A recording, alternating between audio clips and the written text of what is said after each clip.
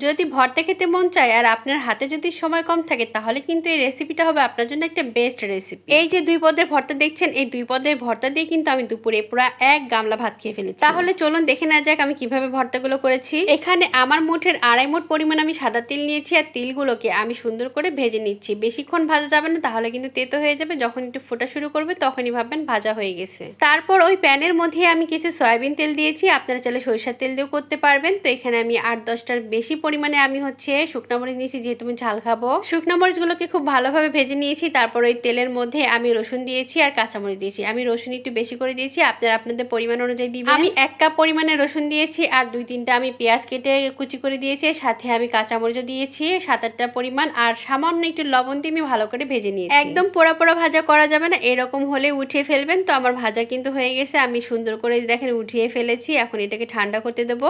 আবার ওই প্যানের মধ্যে যেহেতু আমি 2টা ভর্তা করব, ওই প্যানের মধ্যে আমি আরো বেশ কিছু পেঁয়াজ, রসুন, কাঁচামরিচ একসাথে করে দিয়েছি। এটা আরেকটা ভর্তা, মানে 2টা ভর্তা করব। আর আপনাদের হাতে যদি 10 মিনিট টাইম থাকে তাহলে কিন্তু ভর্তাগুলো করতে পারবেন। খুবই ইজি, কিন্তু খেতে ভীষণ সুস্বাদু হয়। ঝাল, পেঁয়াজ, রসুন সবকিছু আপনারা আপনাদের পছন্দ অনুযায়ী দিয়ে দিবেন। আর আমি এখানে 10 টাকার আমি ধনিয়া পাতা কিনেছিলাম, সেটা আমি দিয়ে দিয়েছি। মানে ধনিয়া পাতা ভর্তাও কিন্তু আমার ভীষণ ভালো লাগে।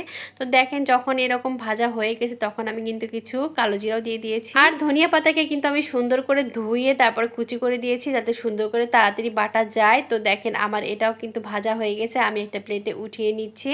এখন শুরু হবে আমার বাটাবাটির পালা। প্রথমে আমি আপনাদেরকে তেল বেটে দেখাবো। তো প্রথমে দেখেন আমি শুকনো মরিচগুলোকে ভেজে নিয়েছিলাম, সেটাকে আগে ভালো করে মিহি করে নেব, কারণ শুকনো মরিচটা কিন্তু বাটতে একটু সময় লাগে। আর যেহেতু শুকনো মরিচগুলোকে আমি ভেজে নিয়েছি, বাটতে বেশি সময় লাগবে না। তো দেখেন আমার কিন্তু শুকনো মরিচ বাটা হয়ে গেছে। আর এই দিকে আমি কিন্তু যে পেঁয়াজ, রসুন, কাঁচামরিচ রেখেছিলাম সেটাও কিন্তু আমি বেটে নিচ্ছি। আর আমি যেহেতু লবণ কম দিয়েছিলাম, এর জন্য এখন একটু লবণ বেশি করে দিয়ে দিলাম, মানে লবণ পরিমাণ অনুযায়ী দিয়ে দিয়েছি, আপনারা আপনাদের টেস্ট অনুযায়ী দিয়ে দিবেন। তারপর পেঁয়াজ, রসুন, মরিচ সব একসাথে মিক্স করে নেব, নিয়ে আরেকবার একটু বেটে দেবো, কারণ এটাকে একটু মিহি করে বাটতে হবে। তারপর আমি বাটবো হচ্ছে ওই যে তিল ভেজে রেখেছিলাম সেই তিলটা।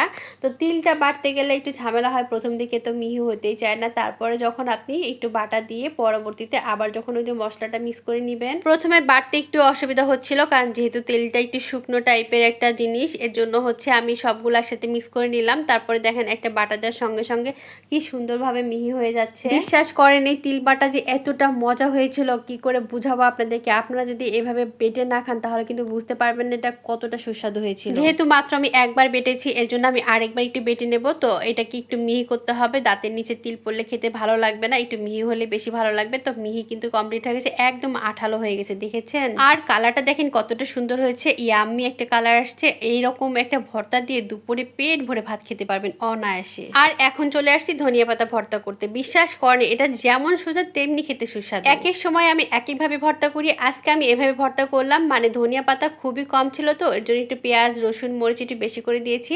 আর এটা কিন্তু একদমই ঝাল হয়নি, অনেক মরিচ দিয়েছি কিন্তু ঝাল কিন্তু একদমই হয়নি, সত্যি বলছি। দেখেন কতটা তাড়াতাড়ি আমার ভর্তাটা হয়ে গেছে, কতটা লোভনীয় লাগছে আমার ভর্তাটা। বিশ্বাস করেন আমি দুপুরবেলা এত পেট ভরে খেয়েছি, কি আর বলবো। মানে খাওয়া দাওয়া করে আমি একটু নড়াচড়া করতে পারিনি। আমার মতো যারা ভর্তা প্রেমী আছেন অবশ্যই কিন্তু এই ভর্তা 2টা ট্রাই করবেন, অনেক মজা লাগে। আর বিশ্বাস করেন গরম গরম ভাতের সাথে, শীতের সকালে হোক আর দুপুরে হোক, একদম জমে যাবে। শীতকালে কিন্তু এরকম ভর্তা খেতে ভীষণ ভালো লাগে, তো অবশ্যই কিন্তু ট্রাই করবেন। আর এইরকম যদি লোভনীয় 2টা ভর্তা থাকে তাহলে আর কি লাগে বলেন।